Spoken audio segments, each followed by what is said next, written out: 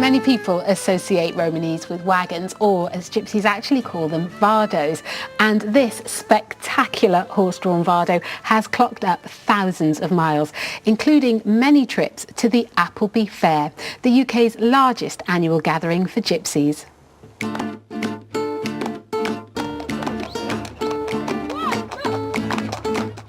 Billy Welsh is one of the organisers behind the Appleby Fair in Cumbria, held every year. Appleby Fair is the most importantest date in the Gypsy and Traveller calendar. Primarily it's a horse fair. It was chartered to the Gypsy people by King James II in 1685, but it isn't just about the horses. It's where the young people meet the future husbands and the future wives. At least once in a lifetime, Gypsies or travellers must go to Appleby Fair, but some of us go every single year. Although the fair is a gypsy and traveller gathering, Billy has been keen to connect with local residents in Appleby. We've been encouraging the settler community to come to the fair. Come amongst us, sit amongst us, have a drink with us. One group that has responded to Billy's invitation is the local church. First time I met Billy would be my first horse fair, which was 10 years ago this year. Any such large gathering of people brings its own challenges. Because I think there'd been a number of difficult horse fairs in the past, a lot of the older settled community here were quite frightened of the travelling community. But I think in the main they're absolutely amazing, they really are. I've struck up quite a special relationship with Billy and his extended family. He's earned everybody's respect. He's a really, really nice man. Or Sarah helped a lot, and she would go around and explain to people from the settler community that there's nothing to fear. But at the same time, I've been doing the same thing with my people, because there is prejudice on our side as well. What people don't understand, they're frightened of. We've made big strides forward in breaking down that suspicion, and they're just coming in the thousands now because they really, really enjoy it, and we enjoy having them. Billy and Sarah's work together has revealed a great deal of common ground. Billy and all of his family and his extended family all camp and move around, and clergy who are serving, paid clergy, camp and move around. Obviously we camp for a rather lot longer than they do, but there is that sense that where you are, the place where you are with the people that you love and serve, is the place which is home for you at that point. And a life on the move is not the only thing Billy and Sarah share. I have a very strong faith, and the Bible means a lot to us. I have a few Bibles, I have about half a dozen, but my favourite one is my Thomas Kincaid one. I love reading it because I like colour and pictures, which most gypsies do. It's like the colours of the horse-drawn caravans what we have. Over the centuries, having a strong faith has kept us strong as a people, kept us very family orientated. I have photographs of my ancestors, every single one of them, going all the way back to them generations, all had a strong faith. And even in very, very, very hard times, we always had the strength of the Lord behind us to help us to carry on. There's no word for goodbye in Romans, no word for goodbye. If I was leaving, I would say to you, Ach Devalesa, may God stay with you. If you were leaving, I'd say, Ja Devalesa, may God go with you.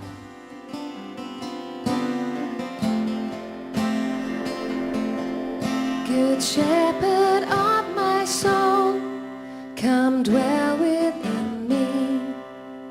Take all I am and mold your likeness in me. Before the cross of Christ, this is my sacrifice. A life laid down and ready to follow.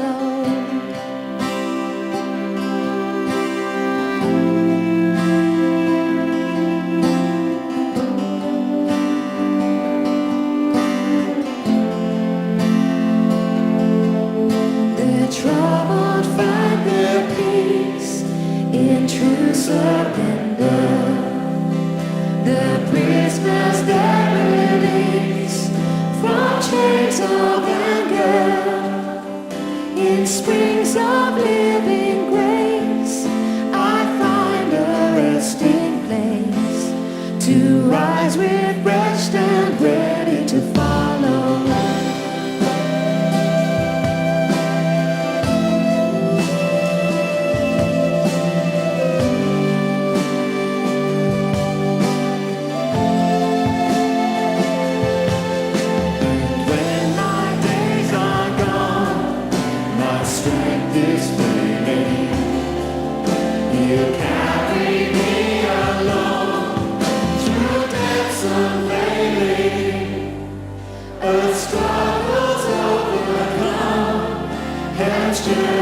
Just begun to search my steps and ever to follow.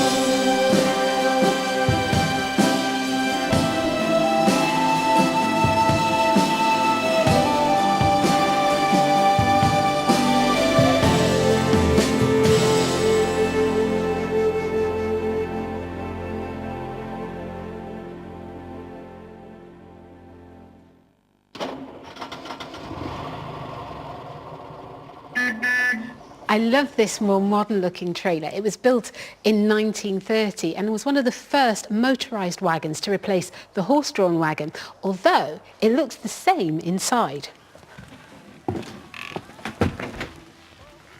Now, you might not recognise our next performer. She's a worship leader from Texas who's finding fame over here with a different kind of music.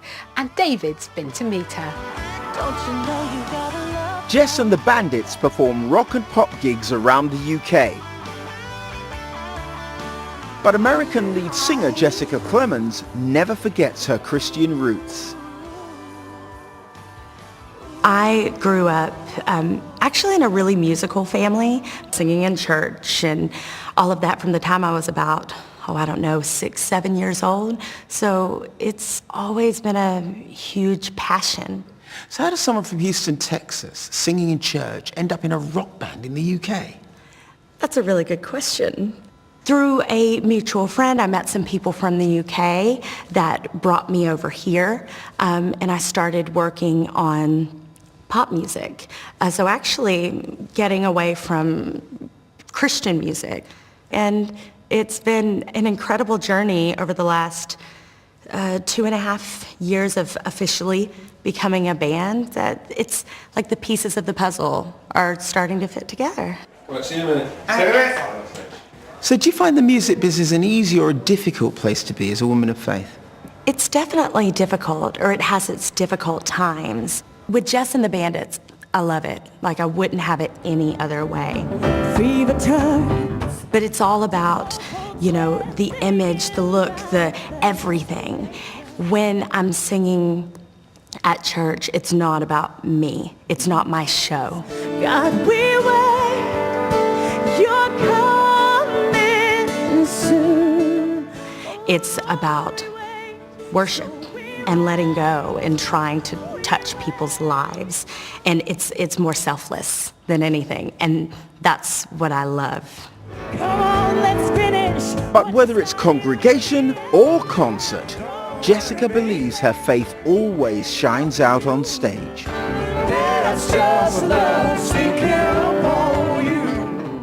I remember someone said to me once, "You just have this light about you. I don't really know what it is, but it's this light." And I thought, well, I know what that light is. I know what that is. That's God. That's my faith. That's my beliefs. And sometimes it's someone else seeing that can create the conversation. Yeah. So which song are you going to be singing for us, Jess? This one is one of my favorites growing up and my grandmother's favorite. And it's an old hymn called The Old Rugged Cross. It's got powerful words, and one of those that no matter how much time goes by, the words are always relevant.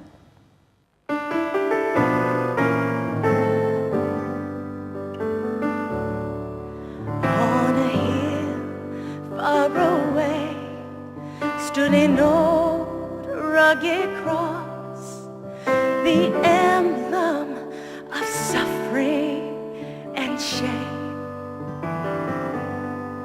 And I love that old cross with the dearest and best, for a all sinners was slain.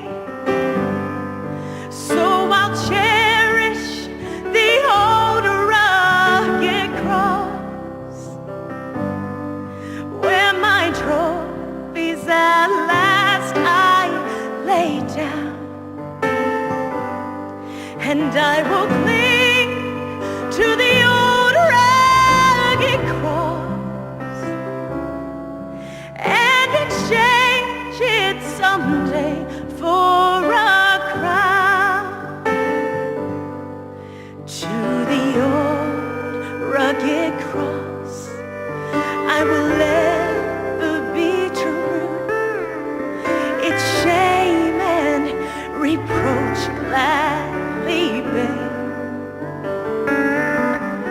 till he'll call me someday to my home far away, where its glory forever I'll share.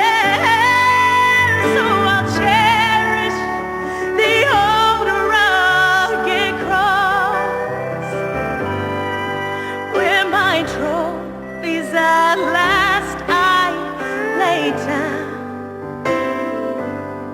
and I will cling to the old rugged cross and exchange it someday for a crown.